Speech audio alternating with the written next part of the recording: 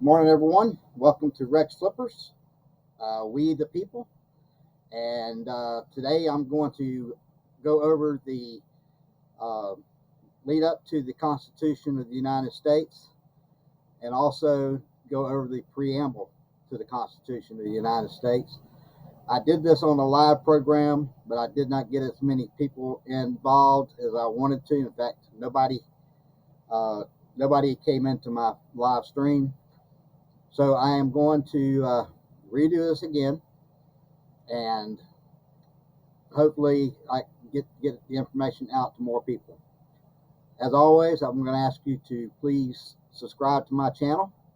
I'm up to 54 subscribers now, and I just put out another video also that had to do with the Informed Consumers Act.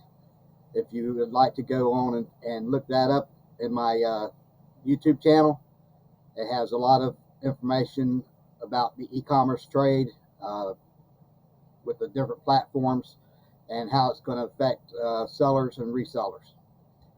So please subscribe to my channel, hit that like button, and now we go ahead and get started with the with the lead up to the Constitution. And we're going to start out in the spring of 1787. The American Revolution had been won. Okay, but after they won the American Revolution, there still was no peace.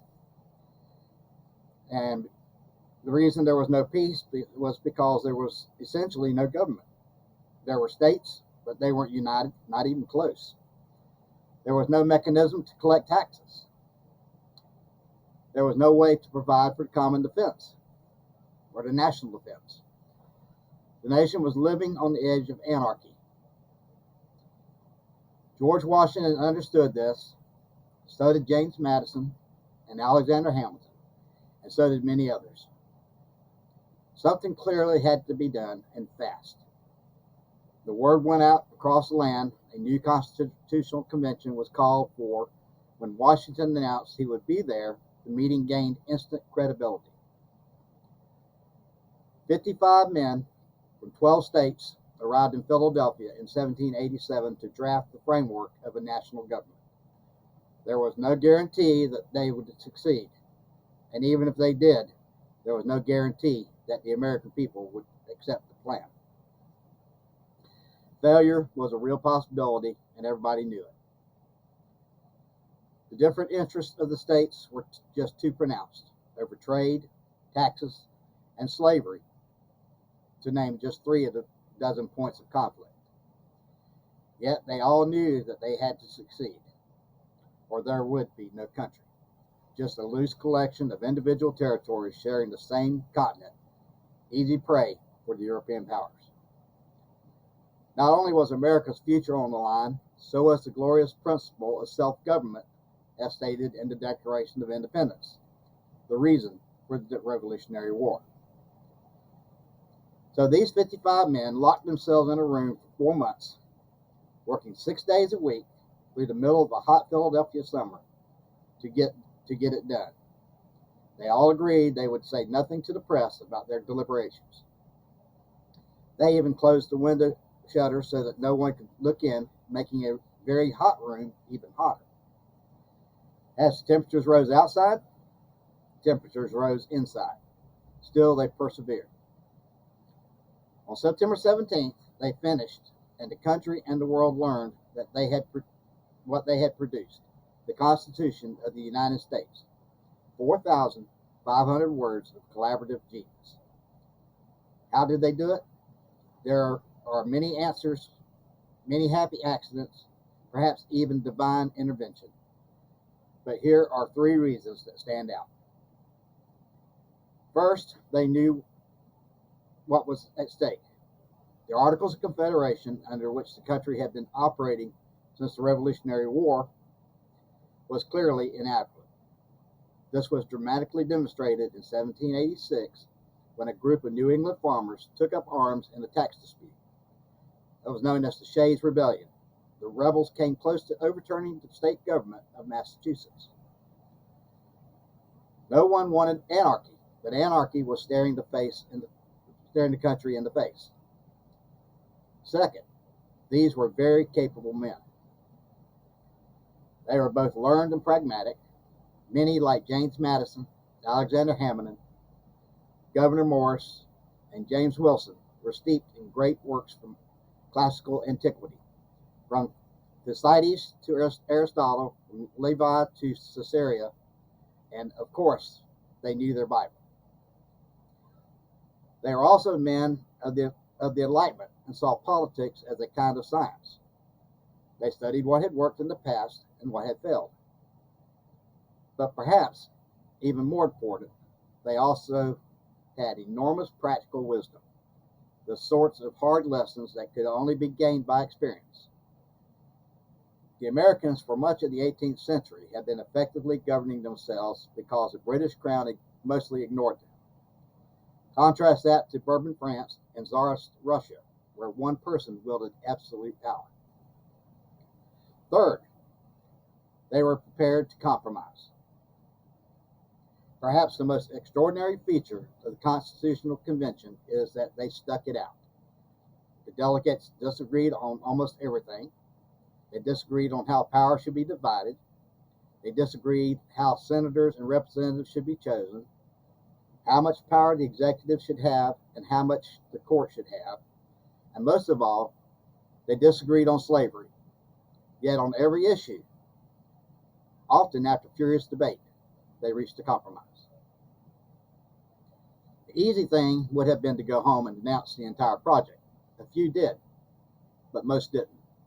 They knew they had to make this work. There was no good alternative. And there was the final and crucial element, the paternal presence of George Washington. No one wanted to fail in front of the general. He had come out of retirement and put his reputation on the line to preside over the convention. If it did not succeed, all the sacrifices he had made to win the war would have been in vain. He knew it, and everyone in the room knew it. Washington rarely spoke, but he didn't have to. His mere presence was enough to remind them just how important this moment was. It is not by accident that we call him the father of the country. The Constitution was designed to deal with the crisis of the moment, but also to guide the future of a young nation. It has succeeded beyond anyone's wildest dream. This is information I got from American Enterprise Institute. Jay Cost, he's a senior fellow there, and author of the book James Madison, America's First Politician. And now we're going to go into the preamble. And the preamble reads as this: it's the Constitution of the United States. It reads, "We, the people of the United States, in order to form a more perfect union, establish justice, ensure domestic tranquility, provide for the common defense, promote the general welfare, and secure the blessings of liberty to ourselves and our posterity, do ordain and establish this Constitution of the United States of America." Now, a lot of people take these words for granted. And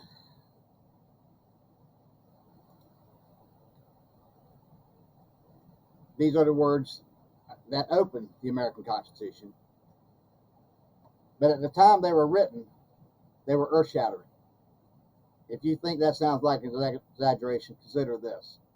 No government had ever come into existence based on a document written for the people and approved by them. It makes perfect sense that the most immediate and accountable branch of the government, the legislature, would be the first item on the Constitution's agenda.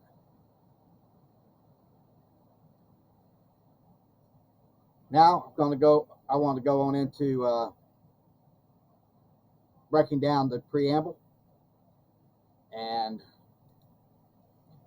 says, "We, the people of the United States," not "we, the government," not "we, the anarchist," not "we, the dictator," but "we, the people of the United States."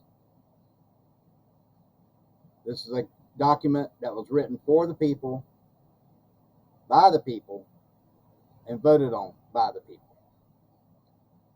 Second part is in order to form a more perfect union.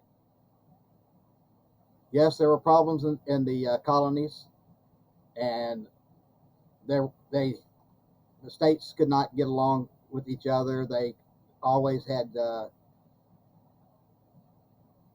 difference of opinions. They looked at things differently in each state, and we needed to get a more perfect union to bring these all the states together. Establish justice, which they did with the Constitution. They came up with a pecking order. They came up with a court system, a judicial system. Ensure the domestic tranquility by bringing the country together as a union. It took a lot of pressure off of the people, and they were more at ease with the way the country would be run. Next is provide for the common defense. In the past, it had been the states doing their own protection, and that by coming up with this Constitution, it developed a naval force that was generally run by the Constitution and brought unity to all the states, and came up with a militia that was a union militia. It made it a lot easier to help defend the country. Promote the general welfare and secure the blessings of liberty to ourselves and our posterity. Okay, promote the general welfare. It brought in more business. It made everything more like a blanket issue.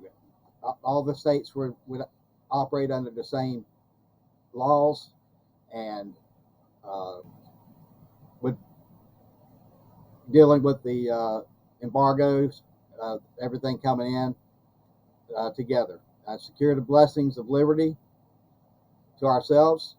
Yes, now we had freedom of liberty. We had freedom of speech. We had freedom of religion. And that was blessings of liberty to ourselves and our posterity. Do ordain and establish this Constitution for the United States of America.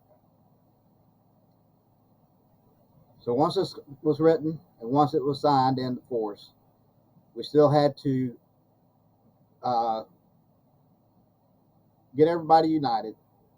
It wasn't an automatic thing. We still had to work with each other.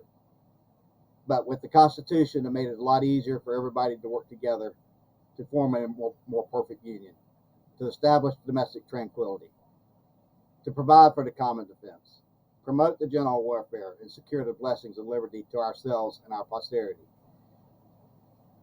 That's the main purposes of the Constitution.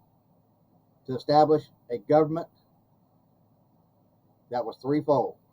You had your executive power, you had your Senate, you had your representatives, and then you had your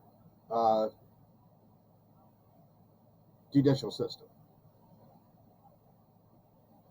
So as you can see, this was a very important document, and I believe that all our state legislatures, our senators and our Congress, our representatives, they need to go back and truly read the Constitution of the United States and why it was put into place, because a lot of these things that are going on today are not constitutional. In George Washington's farewell address, he addressed the Constitution of the United States, saying that we needed to defend the Constitution and support the Constitution. That if we fail to defend and support the Constitution and follow its laws, that the country would not be able to continue, and it would fall apart. So that's what I got to say on the Constitution, the beginning of the Constitution, the preamble, and the lead up to the writing of the Constitution. Like I said earlier, please subscribe to my channel. I do have more videos coming out, and I will be bring up more information on presidents. I think my next president that I'm going to be going over is Madison or Monroe. I think it's Monroe is my next president that I'm going to be going over. But before I get to Madison or Monroe, I'm going to be going over the articles of the Constitution. I'll probably do one article at a time and go over it section by section and do a breakdown on what is entailed. So without further ado, from my family to yours, have a good day, and God bless America.